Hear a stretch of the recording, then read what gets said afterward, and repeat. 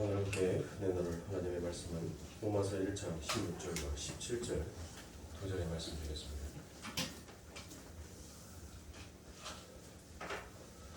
로마서 1장 16절과 17절 다 자체 신뢰하고 한 목소리로 함께 공독하여 읽도록 하겠습니다. 내가 복음을 부끄러워하지 아니하노니 이 복음은 모든 믿는 자에게 구원을 주시는 하나님의 능력이 됩니다. 먼저는 유대인에게요 그리고 헬라인에게로다. 복음에는 하나님의 의가 나타나서 믿음으로 믿음에 이르게 하나니 기록된 바 오직 의인은 믿음으로 말미암아 살리라 함과 같으니라. 아멘. 자, 오늘은 만약 원칙대로 하시면이라는 이 말씀을 이제 마무리하는 세 번째 시간을 갖도록 하겠습니다. 그래서 우리가 지난 시간에 함께 만약에 하나님께서 원칙대로만 했다면 과연 어떻게 했을까요? 라는 말씀 속에서 우리가 아벨을 함께 보았습니다. 여러분들, 아벨이 왜 그가 죽임을 당했습니까? 뭐 때문에 죽임을 당했다고요? 그가 세상이 아벨이 착해서가 아니에요. 아벨이 뭐 특별해서가 아닙니다. 아벨이 바쳤던 그 고기가 뭐 세상 사람들이 봤었을 때 뭐 조금 더 그거에서가 아니에요. 아벨이 뭐 했다는 거예요? 그가 하나님만을 의지하는 그 모습이 보기가 싫었던 거예요, 세상은. 그러니까 우리가 자꾸 하나님만을 의지하면서 살아가는 그 모습이 세상은 뭐 하는 거예요? 보기 싫은 거예요, 우리가. 우리가 뭐 특별해서가 아니에요. 우리가 뭐가 잘나서가 아닙니다. 우리가 그들보다 무슨 어떤 특별한 능력을 가지고 있어서가 아니에요. 그런데 똑같이 보이는 그들의 삶 가운데에서는 뭐가 있더란 거예요? 하나가 더 있더란 거예요. 뭐? 그들은 하나님의 이름을 부르짖으면서 살더라는 것입니다. 그 모습이 세상은 괜시 미운 거예요. 그래서 그렇게 아벨을 죽였던 것처럼 그 아벨은 결국 그렇게 죽임을 당하면서 아벨은 그가 하나님 앞에 예물을 드리면서 뭐를 알았던 자였었어요? 나는 하나님 면목 없는 자였다는 것을 알았던 자였었습니다. 그리고 가인은 바로 자기 자신 챙기기에 급급했던 자였었어요. 그래서 제가 믿음이라는 것이 바로 from faith to faith라고 말씀을 드렸죠. 그 믿음은 바로 믿음으로 시작해서 결국 믿음으로 끝나게 된다라는 것을 제가 여러분들에게 말씀을 드렸었습니다. 그러면 우리 하나님께서는 왜 이 성도의 죽음을 알려주시지 아니할까? 왜 세상은 그 성도를 죽이려고 하는데, 당신의 백성을 죽이려고 하는데 그 아버지는 그 자식을 사랑한다면서도 왜 그 자녀의 죽음을 말리지 아니했을까라는 것을 여러분들과 함께 은혜를 나누었죠. 그게 무엇이었습니까?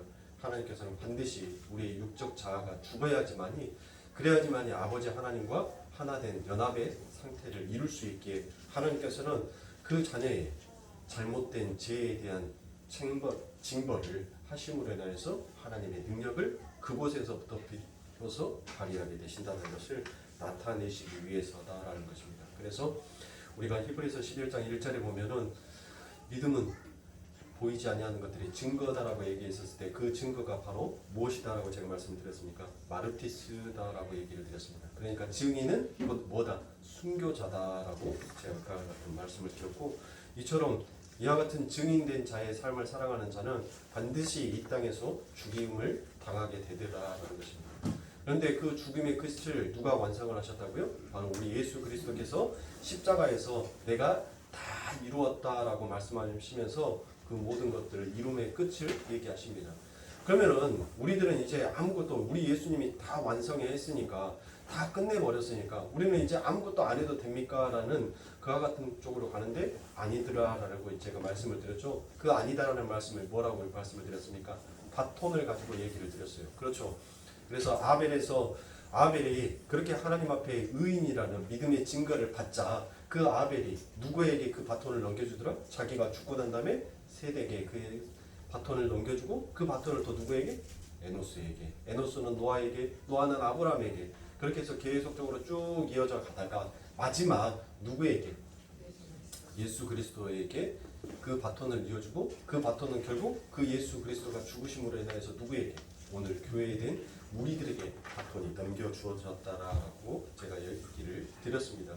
그리고 그 말씀을 드리면서 여러분들, 이 구약에 있는 사람들은 반드시 무슨 삶을 살게 되었다는 것을 제가 선치적 고난이다라고 제가 말씀을 드렸죠. 선치적 고난.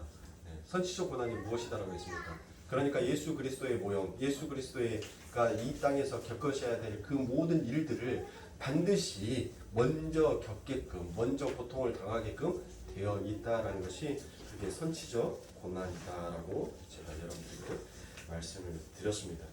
자, 이제 오늘은 이처럼 바톤을 이어받은 자들의 그의 삶이 무엇인지에 대한 확실한 증거를 드리도록 하겠습니다. 많은 사람들이 예수 그리스도께서 십자가에서 다 이루어버렸으니까 이제 더 이상 할 것이 없다라고 얘기를 합니다. 그러면 그거의 바로 무엇이에요? 그게 낙관주의예요. 이제 더 이상 할 것이 없다는 거예요. 그러니까 우리는 그냥 내가 원하는 뜻대로, 내가 원하는 삶대로 그냥 내 마음대로 살면 된다라는 생각들을 가지고 있더라는 것입니다. 그게 낙관주의로 가게 되어 있어요. 자, 아니다. 예수가 다 이루었어도 적어도 우리가 무엇인가를 해야 된다라고 떠드는 자가 그게 지금 현 세대에 말하는 뭐예요? 신율주의자들이라 가지고 예수의 죽음, 예수의 부활, 그리고 예수가 일어났다는 것은 어느 정도 인정을 하지만 그래도 하나님의 말씀, 그 율법 안에 담겨 있는 것을 우리도 최소한 지켜야 되지 않겠느냐라는 것이 그게 바로 신율주의자입니다. 그런데 진짜 하나님의 그 증거, 의의 면류관을 받은 그 의의 면류관의 참된 의미를 아는 자, 즉 아벨과 같은 성도는 그 하나님 앞에 어떠한 고백을 하는지 오늘 그러한 부분들에 대해서 살펴보고 하나님께서 만약 원칙대로 하셨으면 우리는 과연 어떤 자였는지 그리고 그 원칙에 벗어나 하나님께서 우리에게 어떤 사랑을 베풀어 주셨는지에 대해서 우리는 함께 다시 한번 되새김질하면 될 것 같습니다. 그래서 자신의 생명만을 존중하던 자가 자신의 생명을 없음으로 사라져야 진짜 하늘의 생명이 자신에게 오는 것을 아는 자, 바로 그 육의 생명을 조금도 귀하게 여기지 않게 되더라라는 것입니다. 그래서 그 증거의 바톤을 받은 사도 바울은 뭐라고 합니까? 나는 열심히 달려갔노라라고 얘기를 합니다. 그리고 난 다음에 그 열심히 달려간 그가 이제 내가 곧 죽는다라고 얘기합니다. 그리고 그 죽음 끝에 그 바톤을 누구에게 넘겨주는 거예요? 지금 우리에게 넘겨주고 있는 것입니다.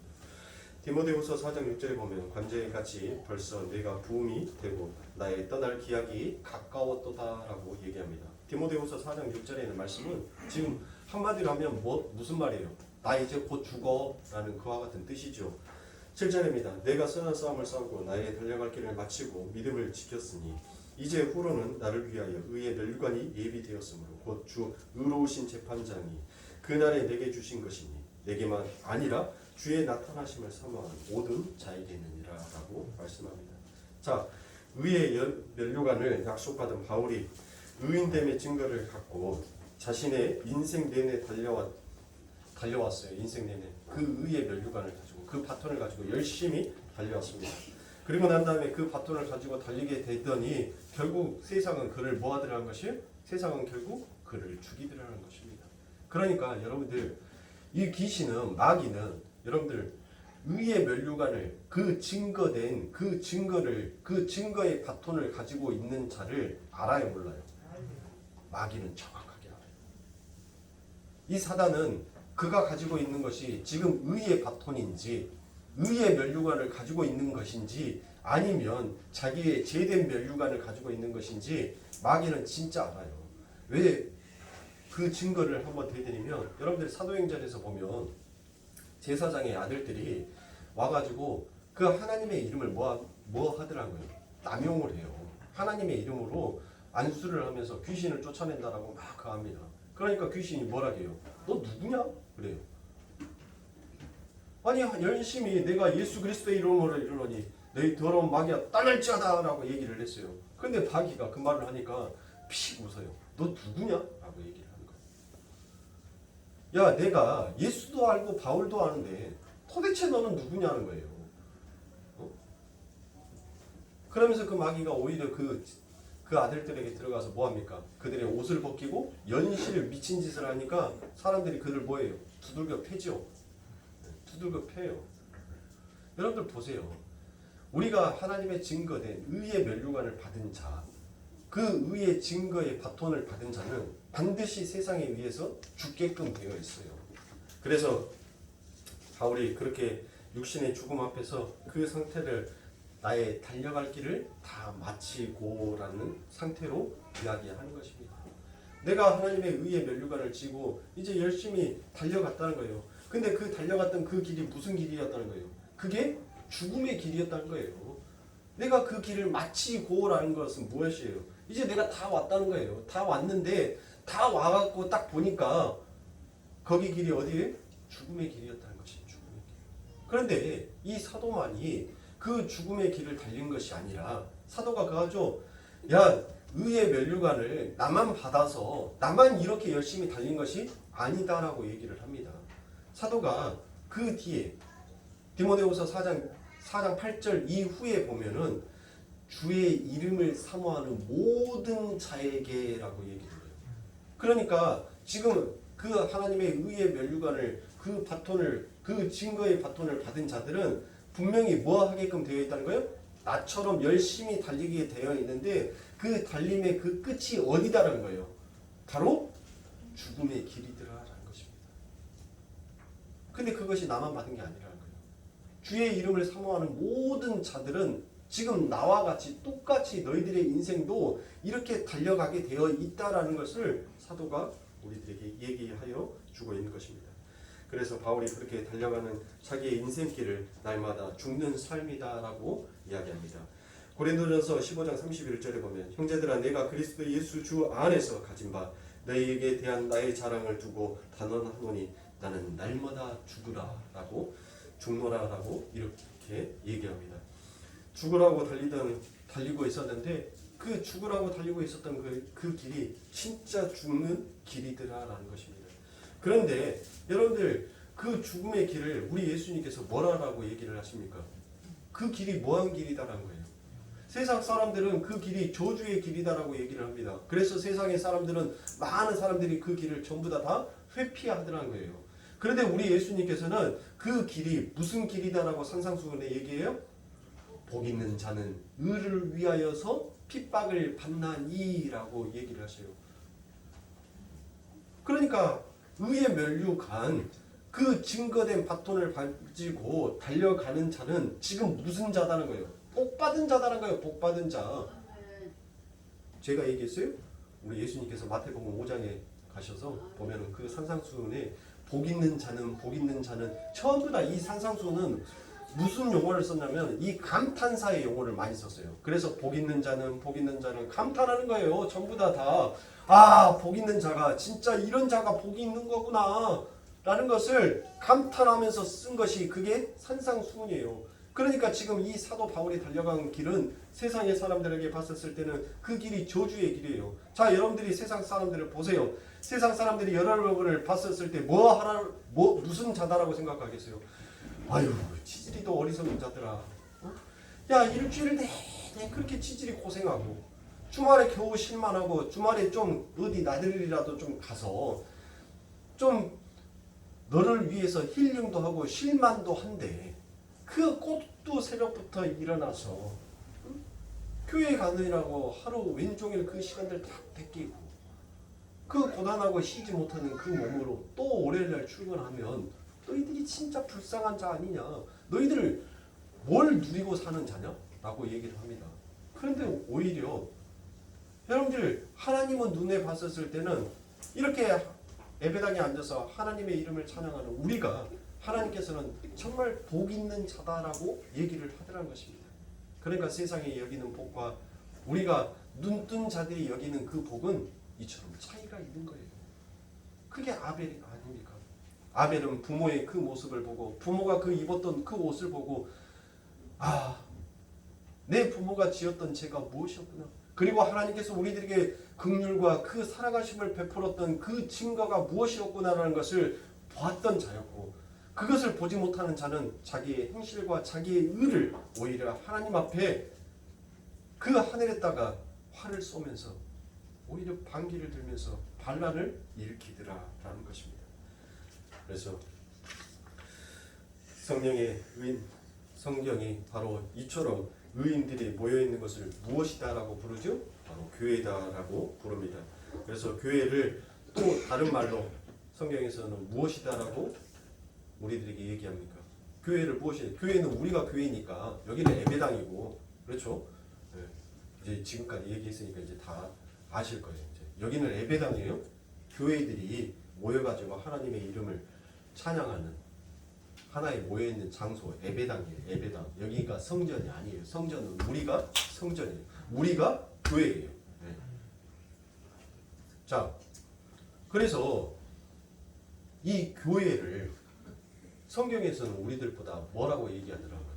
바로 아겔다마, 피바, 나그네의 무덤이다라고 얘기를 하더란 것이에요. 그러니까 교회, 우리를 성경에서는 피바시오, 나그네요. 우리를 히브리서에서도 그하죠. 우리를 나그네요, 외국인이라고 얘기를 하지 않습니까? 우리는 피바시예요. 그러면 여러분들 그 피바시 무엇이에요? 뭐가 피바시냐고요?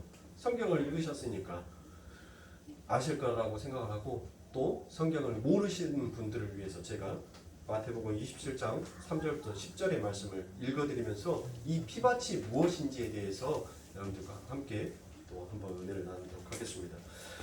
마태복음 27장 3절부터 10절입니다. 때에 예수를 판 유다가 그의 정죄됨을 보고 스스로 뉘우쳐 그 은 30을 대제사장들과 장로들에게 도로 갖다 주며 가로되 내가 무죄한 피를 팔고 죄를 범하였도다 하니 저희가 가로되 그것이 우리에게 무슨 상관이 있느냐. 자, 무죄한 피를 팔고 죄를 범하였다라고 얘기를 하죠.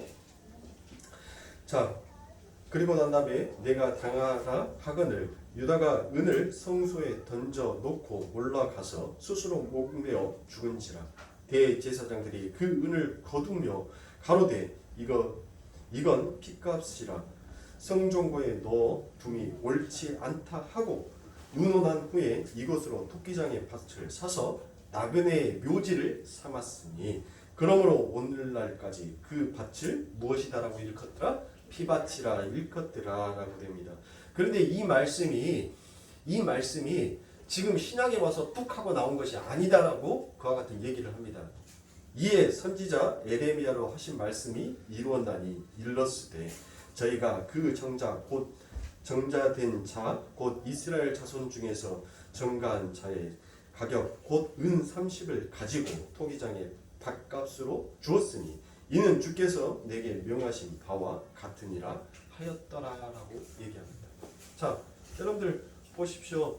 이 피값이 무엇이다라고 얘기합니까? 가룟 유다가 누구를 팔았어요? 예수님을 팔아버렸어요. 그리고 난 다음에 예수님을 판 그 값으로 얼마를 받아요? 은 30냥을 받아요. 그런데 여러분들 은 30냥이라고 생각을 하니까 엄청나게 많은 돈을 받았다라고 생각을 하는데, 여러분들 은 30냥은 그렇게 그 고대 당시에 있어서 예수님 당시에 있어서 그렇게 많은 돈이 아니에요.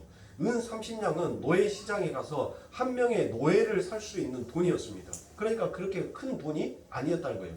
즉 은 30냥을 주었다는 것은 그 예수의 몸값을 뭘로 취급한 거예요? 노예로 취급해버린 거예요. 그런데 이 가룟 유다가 이제 드디어 그 예수님을 팔고 난 다음에 눈을 뜨게 됩니다. 내가 못된 짓을 했구나라고 생각을 합니다. 그리고 난 다음에 정말 세상에 멋진 의가 등장을 하죠. 어디에서? 이 가룟 유다에게서 등장을 합니다. 자기의 옳음, 자기의 선함, 자기의 의로움으로 뭐를 합니까? 스스로 나무에다가 목을 매달아 자기가 죽습니다. 세상은 이러한 사람들을 뭐라고 얘기를 해요? 의인이다라고 얘기를 합니다. 열사라고 얘기를 해요. 영웅이다라고 대접을 해줍니다. 왜? 여러분들 보세요. 세상 가운데 있어서 이거는 정말 잘못된 정치입니다 하면서 자기 몸에다 신나를 뿌리고 불 붙인 사람 있어요, 없어요? 있죠. 장렬하게 죽어가요. 군부 독재 물러가라 하면서 여러분들 장렬하게 죽은 열사가 있습니까, 없습니까? 있죠. 세상에는 이렇게 의로운 자가 많아요. 부정하고 잘못된 것을 위해서 바로잡기 위해서 무고한 많은 목숨들이 다 잃어버렸단 말이에요. 그런데 하나님께서 뭐 하시더란 거예요? 너희가 행한 그 의에는 뭐가 빠져있다는 거예요? 사랑이 빠져있다는 거예요. 그래서 너희의 그 의는 의가 아니다라고 하나님께서는 못 박아버립니다. 세상에 의해서. 그의 증거가 뭐예요? 그게 바로 십자가인 것이에요. 의인은 없나니 하나도 없다라는 그 세상에 나는 전부 다 의인이다, 옳고 그름이다라는 것으로 세상은 분별했던 그 세상의 한 중심에 하나님께서 너희들 자꾸 분리되어 있는 그 옳고 그름 안에 예수의 십자가를 못 박아버리고 그 십자가로 인하여서 두 개에 찢어지고 나누어졌던 것을, 분리되었던 것을 하나로 붙여버리시는 그와 같은 일을 하십니다.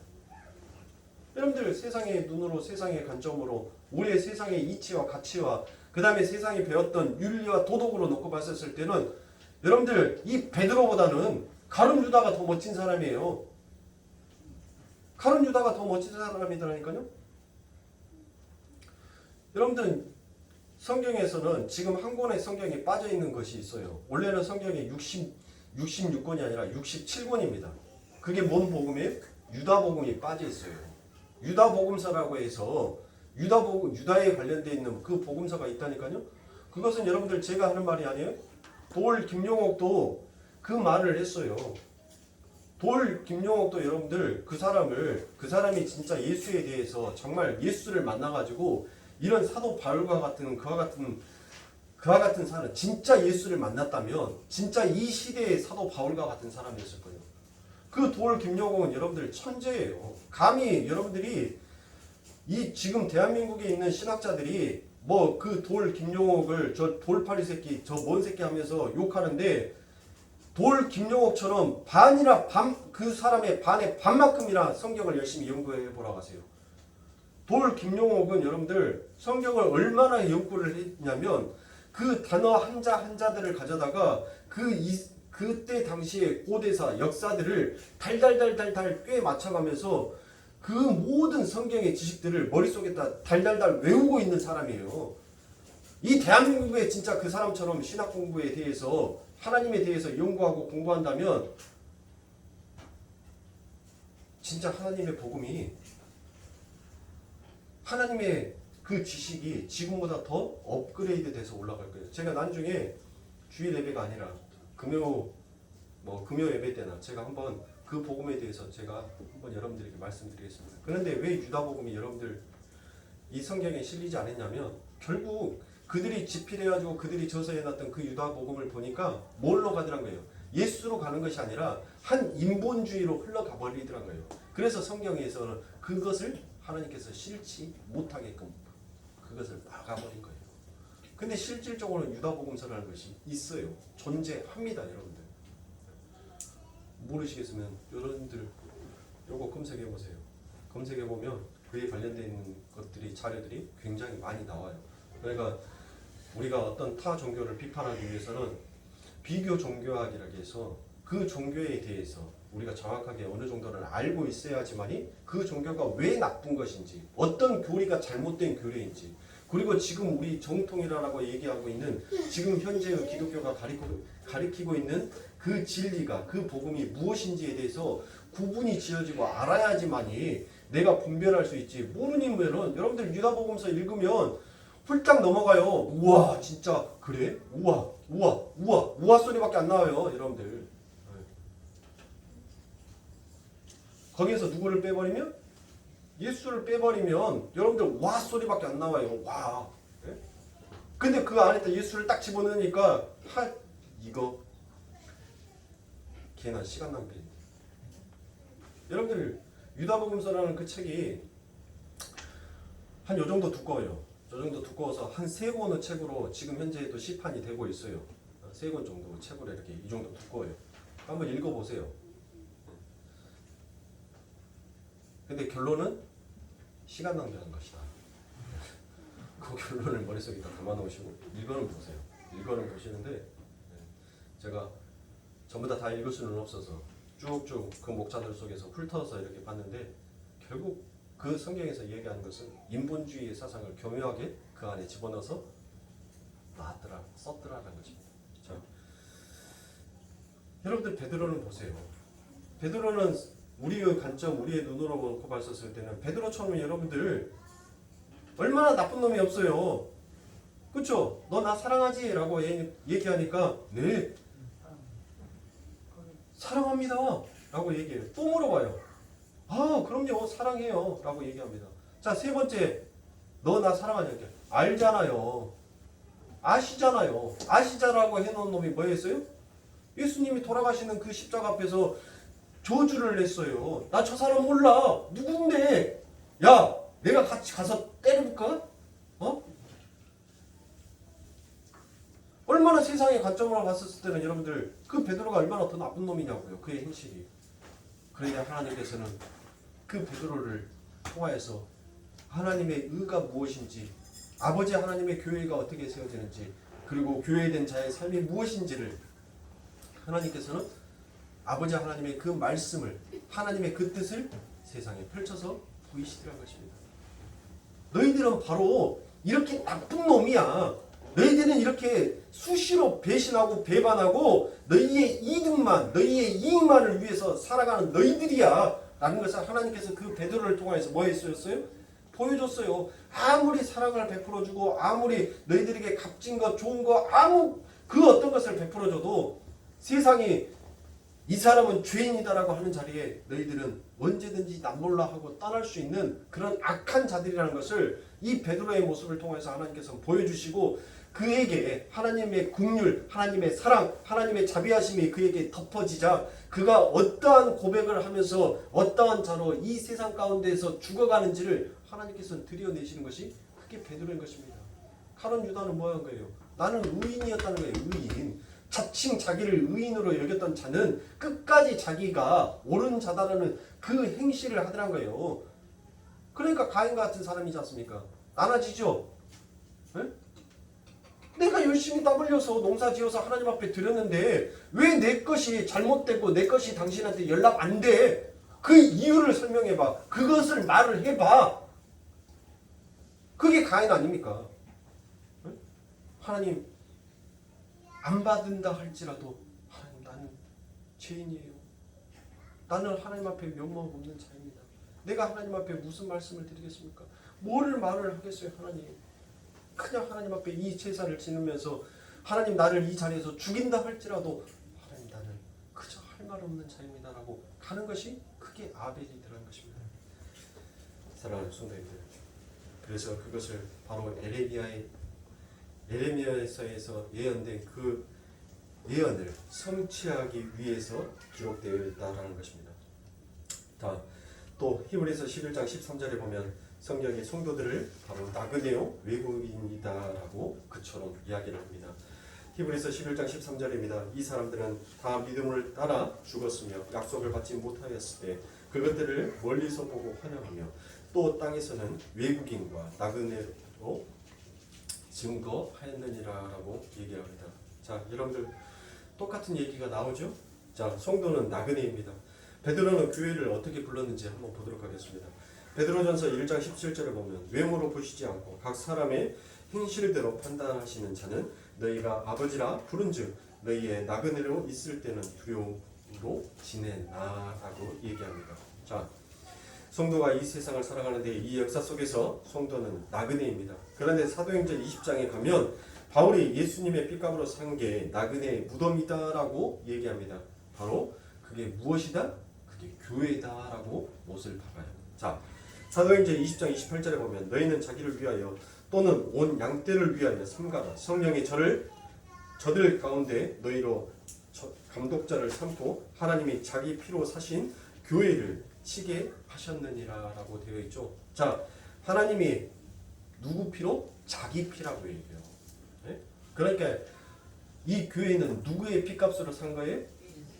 바로 하나님의 피값으로, 예수 그리스도의 그 피값으로 산 것이 바로 교회다라는 것입니다. 자, 그런데 예수님의 피값으로 제사장들이 사 놓은 것이 바로 그곳을 나그네의 무덤 아겔다마 핏값이다라고 얘기하고 그게 에레미야가 얘기한 바로 교회더라라는 것입니다. 진짜 교회는 여러분들 무엇이 되는 것이에요? 어떤 것이 교회가 되는 것이에요? 진짜 교회는 뭐 건강한 교회, 프로그램이 많은 교회, 시설이 좋은 교회, 그게 진짜 교회예요? 진짜 좋은 교회? 세상 사람들은 다 그렇게 말을 하잖아요. 큰 교회, 시설이 의리의리하게 잘 돼 있는 교회, 편안한 교회, 응? 그 교회가 좋은 교회, 진짜 교회다라고 얘기를 하잖아요. 세상의 사람들도 또 그렇게 판단을 합니다. 몇십만 명, 3만 명, 4만 명 정도 모여지는 그 교회에서 목회를 하고 있는 그 목사님을 보면 야, 참 훌륭한 목사님이야. 참 대단하신 목사님이야. 하나님 앞에 얼마나 저렇게 능력을 받으셨으면 저렇게 엄청난 성도들이 저 교회에서 가할까. 야, 그 교회 가보니까 시스템도 잘 돼 있어. 시설도 좋아. 너무 편하고 너무 좋아. 진짜 교회, 그 교회에 가니까 진짜 교회 같더라. 찬양도 웅장하고 사운드도 웅장해서 시원시원하니 그거 하더라. 세상은 그렇게 평가를 해요. 심지어 그게 믿는다라는 하나님을 믿는다라는 자들도 세상에 눈에 보여지는 증거를 찾아서 쫓더라는 것이에요. 여러분들 진짜 교회는 어떤 교회가 진짜 교회냐면 시설이 좋고 안 좋고가 중요한 것이 아니에요. 그 교회의 말씀 안에 누가 살아있어야 돼요. 예수가 살아서 움직여야 되는 교회가 진짜 교회인 거예요. 예수가 살아서 그 예수가 강단에 서서 그 예수가 여러분들의 심령 골수를 쪼개서 여러분들이 가지고 있는 이생의 자랑, 안목의 정욕, 육신의 정욕을 그 예수의 말씀 앞에서 전부 다 그 예수가 뭐 하는 거예요? 묻어버리는 거예요. 어디 앞에? 그 말씀 앞에. 그게 여러분들 교회인 거예요. 시설이 잘 돼 있고 이왕이면 여러분들 이왕이면 당황치 말라고. 그래요. 물론 시설 잘 돼 있고 좀 편안하고 안락한 곳에서 하나님을 찬양하면 여러분들 더 좋지요. 더 낫지요. 그런데 여러분들 눈에 보여지는 그 그림들을 쫓다 보니까 세상의 교회들이 여러분들 너무 많이 놓치고 가요. 진짜 잡고 진짜 붙들고 가야 될 것들을 너무 많이 놓치고 가더라는 것입니다. 우리는 눈에 보이지 아니하는 하나님을 믿는다고요. 그리고 그 하나님을 찬양한다라고 우리는 증거를 갖고 있지 않습니까? 그러면서도 우리들의 마음속에서는 뭐합니까? 그 예수를 통하여서 이생의 육신의 종욕, 안목의 자랑, 이생의 자랑이 얼마나 더 커지고 얼마나 더 늘어날 수 있을까라는 것을 여러분들 연실 그와 같은 부푼 기대와 그와 같은 소망을 가지고 하나님을 찬양을 해요. 여러분들 성경에서는 뭐 하더란 것입니까?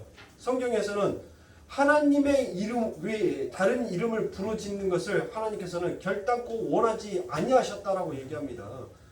여러분들 노아 시대에 사람들이 전부 다 죄를 짓고 난 다음에 시집가고 장가가고 전부 다 술 먹고 자기의 쾌락과 자기의 모든 것들을 위해서 즐기 자랑하고 있었을 때 그들이 뭐 했어요? 하나님의 이름을 부르짖지 아니하였어요. 그런데 하나님께서 심판을 하고 난 다음에 그때서야 그들이 뭐를 하더라는 거예요? 여호와의 이름을 부르짖더라는 것입니다.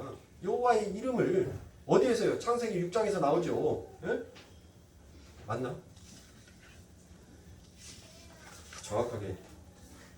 정확하게 해드려야 됩니다. 항상. 창세기 6장이 아닙니다. 창세기 4장 26절에서 셋도 아들을 낳고 그 이름을 에노스라 하였으며 그때 사람들이 비로소 여호와의 이름을 불렀더라라고 되어 있습니다. 창세기 4장에서 드디어 여호와의 이름을 부르짖은 거예요. 제가 금요 기도회 때도 여러분들에게 말씀을 드렸죠. 어떤 것을 가지고 말씀을 드렸습니까? 여러분들 타이타닉 호를 가지고 얘기를 드렸죠.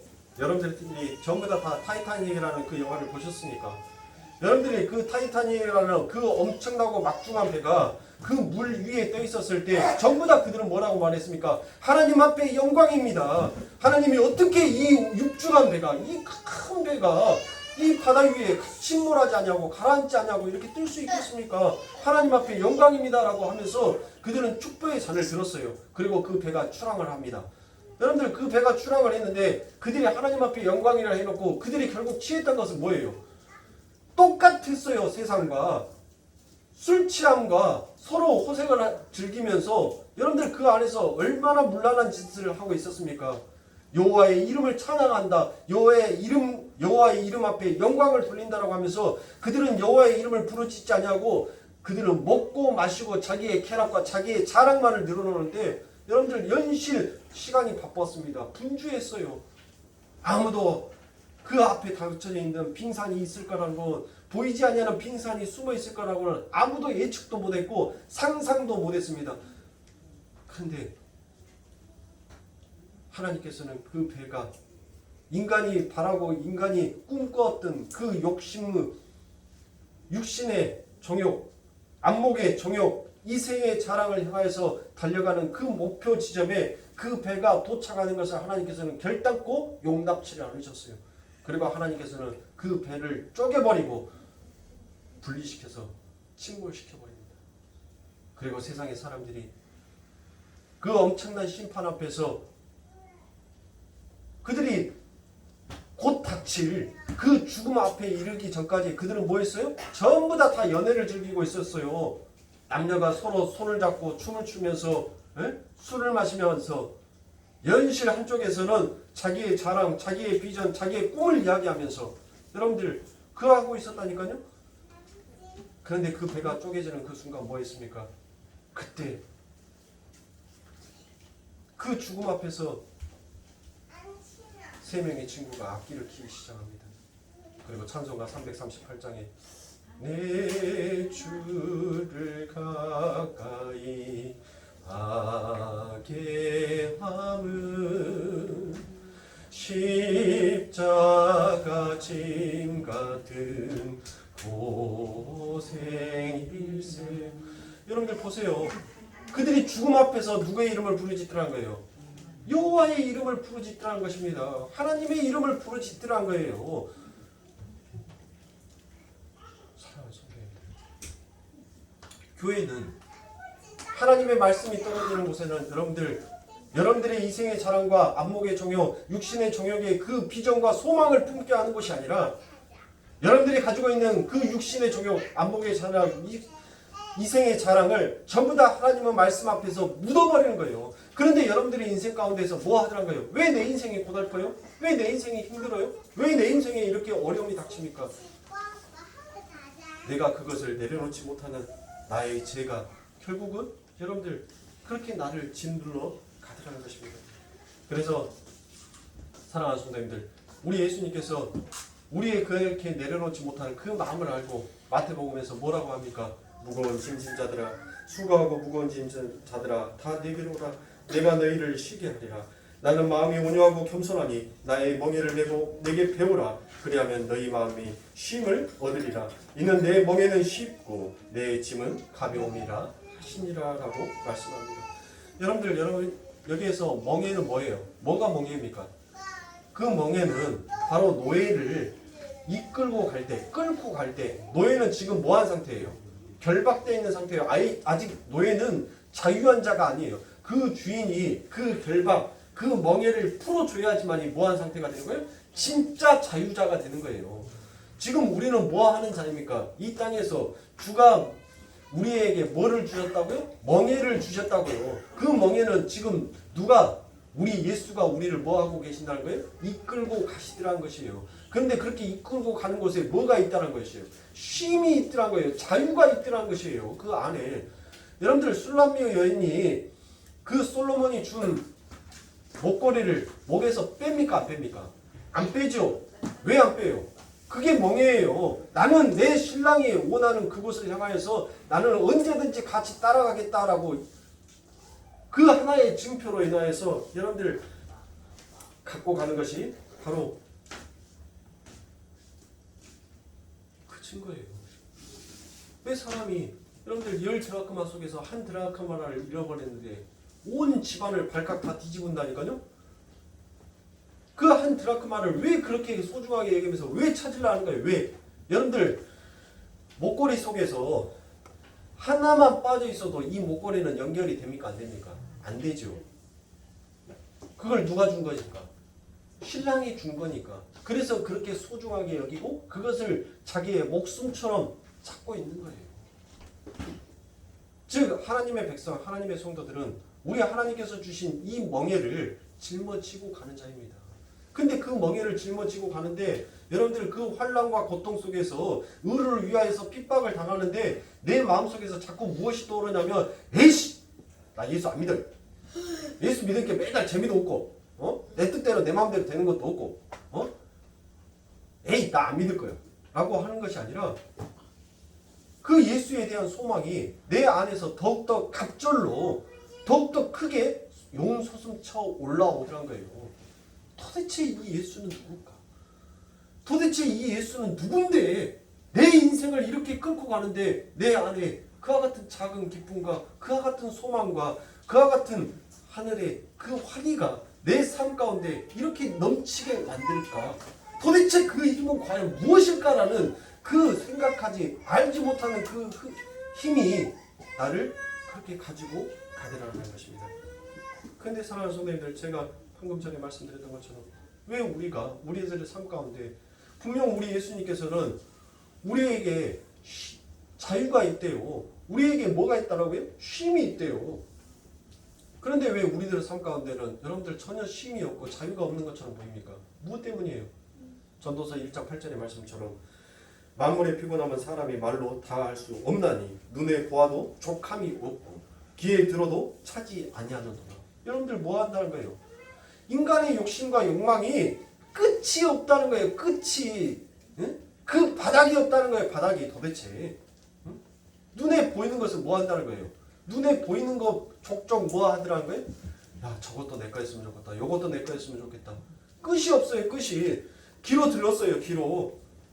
귀로 들으니까, 정보를 들으니까 뭐 하더란 거예요? 더 갖고 싶다. 더 욕망이 생기더란 것이에요. 여러분들 소무당이 사람 잡는다는 말이 있죠. 그 말은 여러분들 곧 인간의 욕심과 욕망이 결국 자기 자신을 패배하는 자로 만드는 거예요. 자, 여러분들 제가 몸이 조금 좋아졌죠? 별로 못 느끼시겠나요? 이거 성별만 같은 우통을 확 벗어서 이제 좀 보여드릴 수만 있다면 좋은데, 여러분들 운동 안 할 때보다는 운동할 때가 제가 이제 조금 더 좋아졌어요. 제 스스로가 이제 거울을 보고 항상 자아자찬을 합니다. 잘했어라고 하면서 자아자찬을 합니다. 제가. 여러분들 그런데 성무당이 사람 잡는다는 말이 무엇이냐면, 제가 하루빨리 나의 모습에 변화된 모습을 보고 싶었어요. 욕심이 생기더란 거예요. 처음에는 근력이 없어서 한두 개 하다 보니까는 지치고 힘들었어요. 몇 개 하다 보니까는 금방 푹 주저앉아 버리고, 그러면서 내가 이걸 왜 해야 되지라는 그와 같은 여러분들 회의감도 생기기도 시작했습니다. 그런데 꾸준히 하기 시작했어요. 그러니까 어느 정도 이제 내가 팔굽혀펴기를 10개를 했던 것이 20개를 해도 코평수가 늘어나질 않아요. 아력을 갖고 쥐었다 폈다를 30개를 해도 처음에는 10개만 해도 팔이 후들후들 떨려가지고 안 올라가요, 팔이. 그래서 이빨을 여기다 물면서 올려요. 신상이는 알 겁니다. 하면서 맨날 그렇게 하면서 하니까 알아요, 전 녀석은. 근데 30개를 하더라도 이제는 그게 거뜬하게 되더라고요. 근데 되는데 여러분들 뭐 해야 돼? 절제가 필요해요. 이게 되니까 욕심이 생기더라고요. 그 다음날 그것이 내 몸을 만드는 것이 아니라 내 몸을 더욱더 독으로 해로 만들고 있다는 것을 모르고, 이게 되네? 그러니까 20개 있던 팔굽혀펴기를 갑자기 점핑해요. 60개로 늘려요. 60개로 늘리고 난 다음에 하니까는 여러분들 아파요, 안 아파요? 온 몸이 아프죠. 멍청한 짓을 한 거예요. 근육이 쉬어서 그 자리가 살점박이가 붙어가고 이렇게 좀 휴식할 수 있는 시간들을 좀 줘가면서 이렇게 근육량을 늘려야 되는데, 첫 술에 배부르라는 저의 욕심이 하고 난 다음에 그 다음날 이제 소파에 누워서 자니까 이쪽으로 돌아도 어깨가 아프고 저쪽으로 돌아도 어깨가 아프고 비비비비 해도 온몸이 아픈 거예요. 잘못된 지식, 잘못된 정보, 잘못된 생각을 가지고 그것을 자기 욕심화시켜서 도전을 하니까 결국은 골병 들어서 죽는 것은 누가 죽는 거예요? 내가 죽는 거예요, 내가. 그래서 유튜브를 보면서 운동하는 사람들의 조언을 들어가면서 그들이 어떻게 운동하는지를 이제 가장 밑에 기초 단계부터 하나씩 보면서 하니까 제가 지금까지 해왔던 것이 뭐한 짓 했냐면 무시간 짓거리 한 거예요. 무시간 짓거리. 멍청한 짓거리. 몸을 혹사시키는 짓거리. 그러니까 운동을 한 것이 아니라 지금까지 해왔던 걸 뭘 해왔어요? 노동을 했어요. 노동을. 그러니까 나는 뭐라고 여기는 거예요? 운동했다라고 생각을 하는 거예요. 마찬가지입니다. 여러분들 신앙생활도 우리가 신앙생활을 하는 것이 여러분들 내가 하나님 앞에 기도하고 내가 하나님 앞에 찬양하고 내가 하나님의 말씀을 읽고 하나님 앞에 예배 드리는 것이 내 신앙의 전부다라고 여러분들 생각하지 마세요. 이것은 여러분들이 이 세상을 살아가기 위한 의의 증거의 바톤을 가지고 그 달려가기 위한 에너지의 요소예요. 여러분들 왜 밥 먹습니까? 왜 여러분들 자요? 왜 물 마셔요? 아니 여러분들이 왜 삼시세끼 다 먹어가면서 왜 그렇게 가냐고요? 그 먹는 이유가 뭐예요? 그게 삼시세끼를 먹는 것이 그게 목적이어서 목표여서 여러분들 그렇게 드시는 겁니까? 아니죠. 내가 그것을 먹음으로 인하여서 내가 뭐를 할 수 있어요?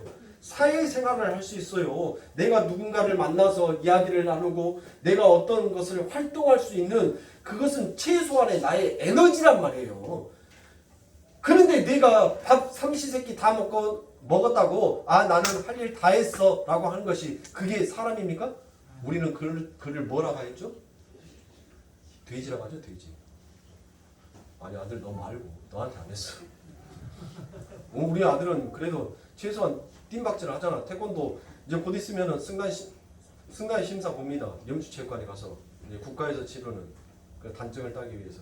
너 보고 돼지란 말 아니야? 자, 먹는 것이 목표인 사람을 우리는 뭐라고 해요? 그걸 돼지다라고 얘기를 하잖아요. 적어도 사람은 그것을 먹음으로 그 에너지를 가지고 공부하는데 직장에 가서 돈을 버는데 내 가정을 지키는데 내 가정을 보호하는데 여러분들 그 에너지를 전부 다 소비한단 말이에요. 그렇죠?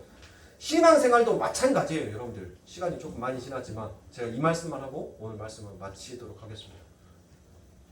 신앙생활도 마찬가지예요. 대부분의 그리스도인들이 의의 바톤을 받았는데 그 의의 바톤이 너무 게을러요. 너무 안주한단 말이에요. 뭘로? 내가 수요일날, 내가 주일날, 내가 금요일날, 내가 새벽기도 때 하나님 앞에 예배 드렸으니까 내 신앙생활은 잘하고 있는 거예요. 내가 하나님 앞에 말씀을 읽고 내가 하나님을 찬양하고 내가 하나님 앞에 기도했으니까 난 이것으로서 나는 그리스도의 본분을 다했다라고 생각을 합니다. 여러분들 그것은 내가 이 세상을 월요일날부터 하나님께서 주신 그 토요일날까지 열심히 너희들은 땀을 흘리면서 살아가는 그 삶의 현장 가운데에서 쏟아내어져야 하는 그리스도인들의 에너지인 거예요. 그 에너지를 가지고 나는 이 세상 가운데에서 모든 자로 사는 거예요. 의의 면류관을 받은 증인된 바톤을 가지고 열심히 뛰는 자로 이 세상을 사는 것이에요. 사랑하는 성도님, 하나님께서 만약에 원칙대로 하셨다면 우리는 전부 다 뭐한 자예요? 이미 이 땅에 존재할 수 없는 자인 것입니다.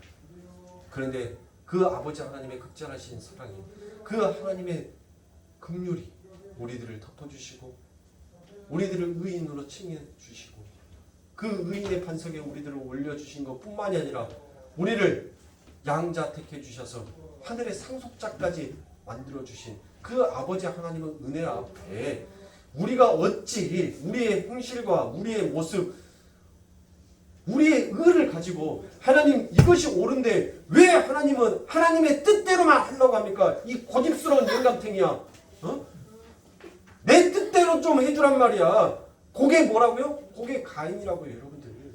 우리는 진짜 면목 없는 자, 우리가 받은 그 긍휼과 그 사랑과 그 은혜가 무엇인지를 깨닫고 아는 자라면 하나님 내 뜻은 이렇지만 하나님의 뜻이 내 삶 가운데 이루어지기를 더 갈망합니다라고 그렇게 가는 자가 그 자가 자기를 부인하는 자고 증인된 바톤을 가지고 그 죽음의 길, 그 축복의 길, 그 예수님께서 마태복음 5장에서 말씀하신 그 복된 길, 복 있는 자는 이라는 그 말씀의 그 뜻을 이루는 자로 걸어가는 길인 것입니다. 사랑하는 성도님들, 쉬운 길은 아니에요. 쉽지 않은 길입니다.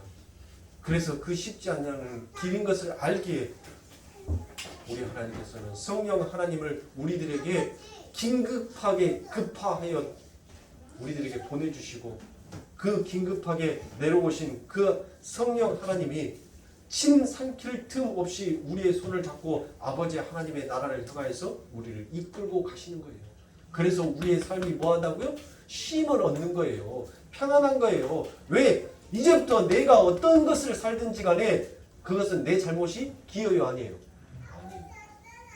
왜? 나를 이끌고 가시는 분이 누구이니까? 하나님이시니까. 그래서 우리는 이제 쉼을 얻은 자인 것입니다. 그래서 진리가 너희를 자유케 한다라는 이 말씀이 그 말씀 안에 담겨있는 참된 진리가 바로 그와 같은 것입니다. 사랑하는 성도님들, 오직 예수만 의지하십시오. 제가 아까쯤에 읽어드렸던 창세기 4장 26절의 말씀처럼 여러분들 성경에서는 돈 부르지으라고 말을 하지 않았습니다. 너희들의 명예와 명성을 부르지으라고 얘기하지 않았어요.